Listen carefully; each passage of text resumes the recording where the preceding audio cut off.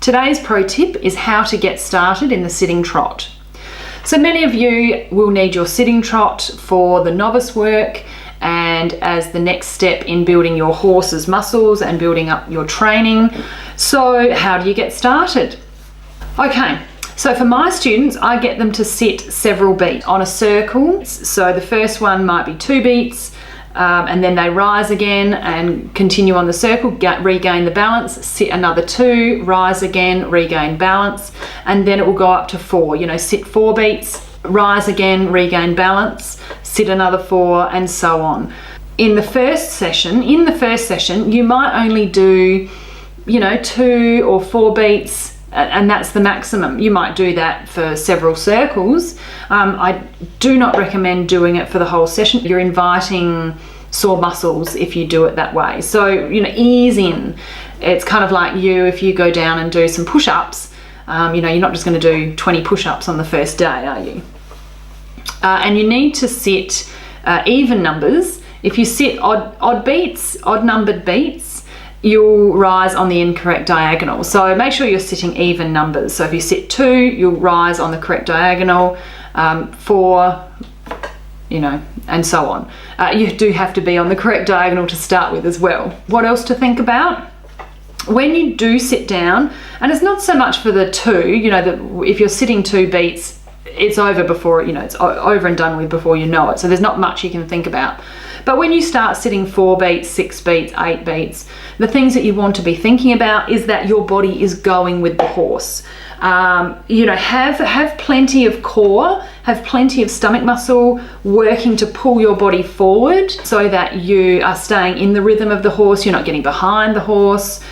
You almost want to stay in front of the horse. And in that way, your body will be going with the horse. And you won't be blocking them at all. Don't forget to let your hips follow the horse's hips, and you'll start to feel this once you get up to 6 or 8 or 10 beats. You want your hips, the horse's hips go forward, one at a time, and you want your hips to follow with that pattern. And once don't overdo it. Occasionally take your awareness to the horse's hips and your hips and see if they're in unison, and you want them working together. You don't want your hips, against the horse's hips. The reason we do this is to allow the horse's hips to keep coming through, and that allows the horse's back to keep coming through, and then the horse can keep its back up and keep carrying you properly as a rider and giving you a better ride. The other thing to think about is bounce earlier than you think.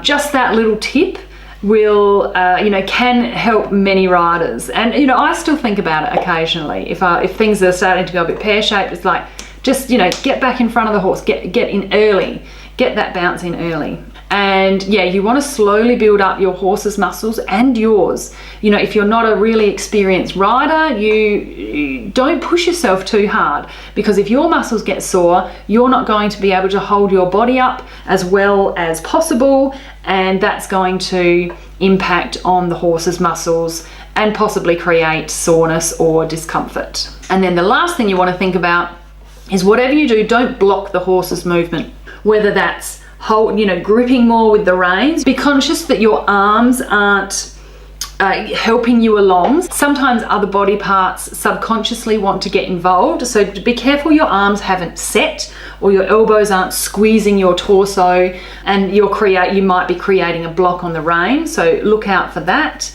And be careful not to jam your seat bones into the saddle. You don't want to block the horse's back, you don't want to push the horse's back down. You just want your bottom in the saddle moving with the horse. And be careful not to brace your back too much.